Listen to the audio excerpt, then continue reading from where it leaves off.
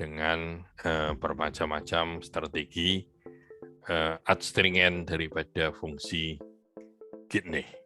Sekarang tema 7-year cycle daripada Tianhui atau Heavenly Water pada female, ya, pada wanita. Ya. Wanita itu lahir umur 7 tahun atau ini 7-year cycle yang pertama, ini yang kedua, ketiga, keempat, dari 4 kali 7 adalah 28, 5 kali 7 35 tahun, 6 kali 7 42 tahun, 7 kali 7 49 tahun, ya. Dan ini perkembangan daripada wanita dengan berbagai macam fase di mana reproduksi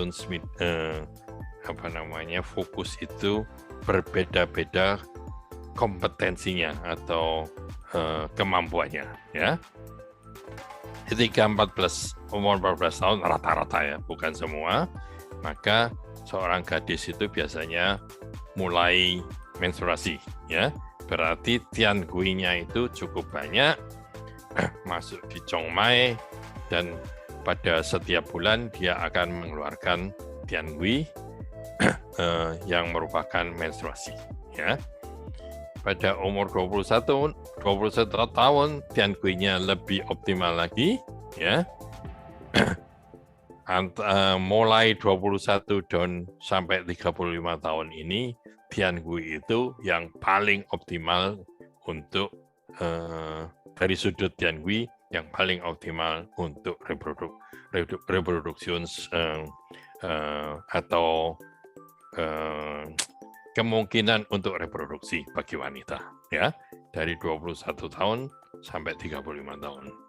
Ketika 35 tahun, di Huang di Neijing dikatakan bahwa Yang Ming dan Middle Xiao mulai lemah, produksi dari belat mulai menurun, dan secara keseluruhan fungsi daripada Middle Xiao dan Lower Xiao mulai menurun, dan Tianhui juga kualitas dan kuantitasnya menurun, ya. Jadi mulai 35 tahun itu penurunannya sangat signifikan. Sampai 42 tahun ini sudah hampir hanya sangat sedikit kemungkinan untuk hamil. 49 tahun hampir mencapai 0, ya. Ya, ini karena itu secara Chinese medicine teori daripada 7-year cycle daripada Tianhui optimal itu di antara umur 21 tahun sampai 35 tahun, ya.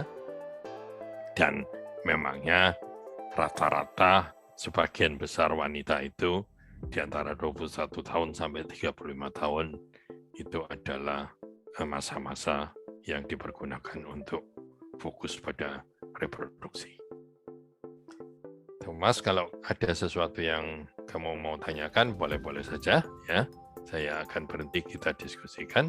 Nah, ini contohnya lagi, saya tambahkan, ini adalah publikasi modern, ini adalah yang saya katakan tadi tentang Tianhui dan aging atau penuaan, bahwa penurunan daripada fertility competence yang ada hubungannya dengan reduksi daripada Tianhui, jumlah daripada kompetensi dari Tianhui, ya. Jadi ini dari tiap cycle itu bisa kira-kira umur 20 itu 25% kompetensinya, umur 30 sudah 20%, 35 itu 15% dan umur 40 hanya 3%, 3-4%. Ya, jadi penurunan yang sangat cepat sebetulnya, sehingga kita harus sangat hati-hati untuk kalau ada pasien yang lebih dari umur 30, ya, itu sudah menurun hampir separuh daripada optimal pada waktu dibandingkan dengan umur 20. Ya, harus tahu kita, dan keputusan-keputusan terapi apa dan sebagainya itu harus kita lihat juga dari sudut faktor umur dan waktu. Oke. Baik, Pak Kiki, ada dua hal yang menarik tentang yang disampaikan Pak Kiki tadi tentang DNB itu. Yang pertama yang bisa saya soroti adalah bahwa ternyata konsep infertility itu sudah dipikirkan di TCM itu sejak awal mula sejarah TCM. Berarti dari bahkan di Neijing itu sudah memikirkan tentang kondisi infertility. Ya Pak Kiki. Benar, sangat benar. Nah, makanya itu kan interesannya di Chinese medicine, ya. Mereka di Wang Di Neijing itu lebih dari 2000 tahun yang lalu itu mereka sudah menuliskan, itu tertulis ya, kita bisa baca Wang Di Neijing itu bukunya, setiap orang ada terjemahan bahasa Inggrisnya, bisa, semua yang saya katakan ini bisa dibaca di Wang Di Neijing, ya. Ini salah satu aspek daripada infertility problem di zaman modern, ya. Itu interesannya di situ, itu sudah ditulis di bukunya Wang Di Neijing ini lebih dari 2000 tahun yang lalu, ya. Dan strategi yang sama ini nanti kita pergunakan di dalam praktek sehari-hari, ya. Kalau pasien yang mempunyai problem di ovary competence problem, orangnya datang ke kita dengan umur 39, 40, 41 tahun, itu di praktek saya dulu di Jerman, itu lebih dari 50% pasien saya itu sekitar umur 40 tahun. Saya tidak pernah punya pasien yang umur 25 tahun, 28 tahun. Ya. 50% lebih itu adalah di antar kira-kira itu umur antara 40, 39, 40, 41, 42. Ya. Nah, itu strategi kita itu adalah bagaimana kita bisa memperkuat kompetensi daripada DNB. Salah satu strategi yang terpenting, Thomas. Yaitu yang dipergunakan pada 2000 tahun yang lalu di dalam Chinese medicine. Interesting. Dan hasilnya bisa statistik kita buktikan. Ya, nah, kita buktikan. Lalu yang kedua, ya, Pak Kiki, di dalam konsep Tiangui ini itu ada siklus 7 tahun di perempuan dan 8 tahun di laki-laki. Kemudian kita lihat sendiri kenyataan kita di lapangan, ya, di klinik, itu setiap pasien itu kompetensinya berbeda dengan usia-usia yang sama gitu ya. Jadi angka 7 dan angka 8 ini lebih seperti konsep abstrak, atau memang ada faktor-faktor yang akan bisa merubah angka 7 dan angka 8 ini, misal menyebabkan dia menstruasinya lebih cepat atau menyebabkan dia bisa menopause jauh lebih lama. Bagaimana dalam sudut pandang Chinese medicine, apa yang bisa yang sangat kuat untuk mempengaruhi merubah siklus 7 dan 8 ini? Oke. Siklus 7 dan 8 ini tidak bisa dirubah-rubah menurut Chinese medicine, ya. Tetapi penurunan negatif yang lebih dari fisiologi, kira-kira demikian, itu bisa terpengaruhi oleh apa? Nah, itu salah satu konsep yang sangat penting di dalam Chinese medicine untuk kita paham, adalah di dalam praktek adalah manusia di antara langit dan bumi. Ya, apa artinya? Bahwa manusia dengan problemnya sendiri-sendiri di dalam hal ini infertility itu tergantung sekali dari buminya dulu. Artinya apa? Konstitusinya. Ada perempuan atau wanita dan laki-laki yang konstitusinya di dalam hal ini sangat kuat. Di dalam Chinese medicine sangat tergantung daripada kidney, organ kidney, ya. Yang paling penting, dan yang kedua adalah organ sistem middle yaw, jadi spleen dan stomach. Dua organ ini sebetulnya yang menentukan nantinya ada hubungannya dengan zat vital tubuh, kidney, zat vital tubuh yin, zat vital tubuh yang, zat vital tubuh jing, dan qi di dalam middle yaw, zat vital tubuh qi, blood. Itu adalah zat vital tubuh yang sangat penting yang menentukan kompetensi daripada reproduksi, kompetens daripada pasangan yang tertentu. Ya. Nah, ini fungsi dari kedua ini dan zat vital tubuh yang saya katakan itu tergantung juga dari langitnya. Apa artinya langitnya? Ya, lifestyle. Dia itu berbuat apa, bagaimana dia itu makan dan minum, dia itu merokok atau tidak merokok, yang sampai sekarang di dalam modern andrologi sangat penting. Ya, kalau ada pasangan yang infertil, pertama yang lakinya akan saya tanya, Bapak merokok atau tidak? Ya, itu salah satu yang sangat penting. Langitnya itu, ya, itu makanannya apa, lifestyle-nya apa, dan faktor stres, ya, komunikasi antara manusia dengan manusia lain, komunikasi antara manusia dengan alam sekitarnya, dan sebagainya. Ya, Thomas, itu kira-kira faktor-faktor penting yang kamu tanyakan. Oke, terima kasih Pak Kiki. Boleh saya teruskan, Ya, Thomas? bisa dilanjutkan dulu. Ya, oke. Nah, ini sekarang adalah bahkan dengan bayi tabung saja, ya, dengan bayi tabung saja itu perbedaannya itu yang coklat-coklat ini, ya. Ini umur 35 tahun, 35 sampai 37 tahun, 38 sampai 40 tahun, 40 sampai 42, 43 sampai 44, dan ini lebih dari 44, ya. Yang coklat ini, ya. Jadi di bawah 35 tahun itu secara keseluruhan, ya, kumulatif secara keseluruhan itu dengan bayi tabung itu kira-kira 40% kita bisa mencapai rata-rata bisa memenuhi keinginan daripada suami istri itu untuk mendapatkan baby, untuk mendapatkan anak, ya. Bukan mendapatkan anak, tetapi kehamilan. Itu dua parameter, ya. Kehamilan belum tentu jadi anak, bisa abortion dan sebagainya, ya. Ini kehamilan, angkanya ini kehamilan. 40% kehamilan, ya. Sedangkan kalau umur 35-37 itu hanya 38%. Kalau sudah 41-42 hanya ya kira-kira antara 15 sampai 18%, ya. Jadi jangan salah paham. Kalau bayi tabung saya bisa 100% pasti berhasil. Nggak bisa, ya. Nggak bisa, ya.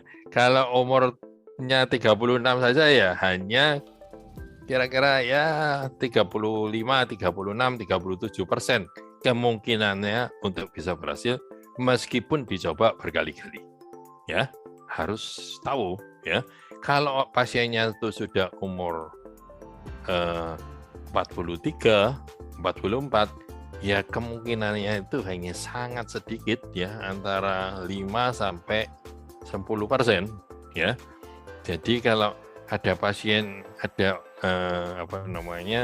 saya ditanyain sama ahli TCM yang mengatakan, saya ketemu pasien yang dia sejak 20 tahun mencoba tidak bisa hamil, datang ke saya.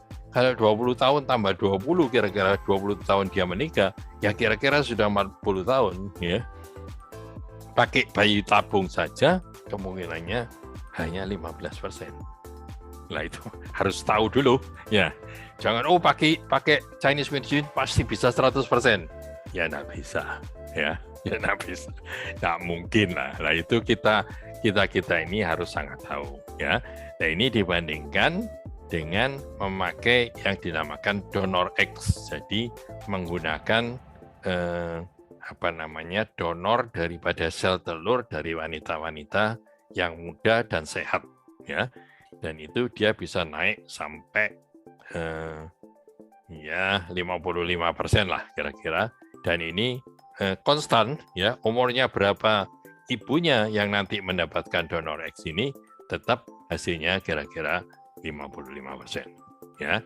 Tetapi saya tidak tahu bagaimana di Indonesia status hukumnya, apakah boleh atau tidak. Kalau di Amerika, di West Eropa, di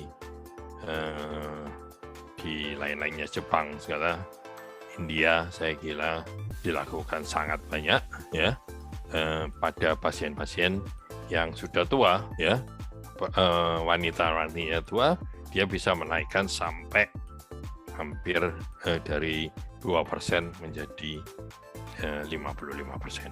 Jadi sangat banyak, ya, 20 kali, hampir 30 kali kemungkinan untuk bisa berhasil. Oke. Nah, ini salah satu, bukan hanya satu-satunya, salah satu faktor penting adalah menurunnya jumlah daripada sel telur dengan naiknya umur daripada wanita tersebut, ya. Ketika dia umur 20 tahun, ini yang paling mulai 20 tahun yang realistis, ya. Dia punya kira-kira ini jumlah sel telur, ini adalah umur, maka dia punya sel telur yang jumlahnya lebih daripada 200.000. 250, 200,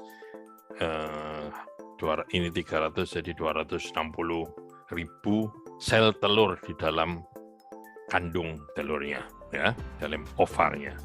Ketika dia umur 40, dia hanya punya mungkin hanya 1.000, 2.000, 3.000 sel telur. Ya, dari jumlahnya saja ini sudah kuantitasnya sangat menurun dengan hubungan antara waktu dan jumlah daripada sel telur. Salah satu, nanti masih ada faktor-faktor yang lain, tapi hari ini saya tidak mau bicara tentang faktor yang lain dulu. Ini faktor kuantitas daripada jumlah sel telur. Ya, dan ini adalah keduanya lagi, atau problem yang lain yang sangat penting sebetulnya adalah genetiknya, ya, kromosomnya itu kemungkinan untuk abnormal menjadi embrio yang tidak normal itu karena perubahan genetik dengan ada hubungannya dengan sangat ada hubungannya dengan umur, ya, yaitu pada umur 25 sampai 30 itu 25%, sampai di atas 40 itu 80%, di atas umur 44 90%. Nah, jadi jumlahnya sudah sedikit dan yang sedikit itu masih 90% itu tidak normal kromosomnya, ya. Jadi sangat-sangat sedikit akhirnya, ya. Terjemahan di dalam Chinese medicine-nya tadi yang saya katakan adalah reduksi atau tambah sedikitnya jumlahnya Tiangui, tambah sedikitnya kidney, fungsi daripada ginjal di dalam hal ini di dalam Chinese medicine. Pasien itu atau wanita itu tidak sakit ginjal, tetapi fungsi cang ginjal atau kidney deficiency dan Mingmen. Ya, nanti istilah Mingmen ini akan saya terangkan. Penting sekali, ya, untuk kita ketahuin, ya. Nah, ini risiko untuk yang tidak normal bisa berhasil hamil, tetapi kehamilannya tidak normal, ya, yang ada hubungannya dengan umur, ya. 25, umur 25 itu di antara 1 di antara 475 tidak normal. Kalau sudah umur 45, 1 di antara 18 kehamilan itu bayinya tidak normal, ya. Harus tahu, kalau saya di atas umurnya ini bukan saya sendiri ya, katanya saya, tetapi itu di publikasi dan di guideline di atas umur 34 tahun, maka saya selalu anjurkan prenatal diagnostik untuk mengetahui bagaimana genetik daripada embrionya atau fetusnya. Tapi itu nanti urusan bukan hari ini ya. Oke. Nah, ini anti-Müller hormone sebagai suatu parameter untuk kapasitas dan kompetens daripada ovar atau indung telurnya ya, tambah tinggi HMH-nya, tambah besar kapasitas dan kompetensinya ya. Pada umur 25 tahun itu rata-rata 5,4, pada umur 35 2,3, pada umur 40 1,3, dan pada umur lebih dari 43 ini 0,7 ya, rata-rata ya. Dan ada pasien-pasien banyak sekali yang jauh lebih bawah daripada ini meskipun umurnya baru 35 tahun ya. Itu adalah salah satu indikasi yang sangat tepat untuk integrative Chinese medicine. Ini dari Jin dinasti pada 220 sampai 420 ya. Itu dari Wang Fumi, dia itu sudah menulis pada kapitel nomor 12 blood stasis sebagai salah satu etiologi atau sebab daripada infertility. Ya, jadi dynamic problem dari zat vital tubuh blood ya. Di dalam, kalau kita terjemahkan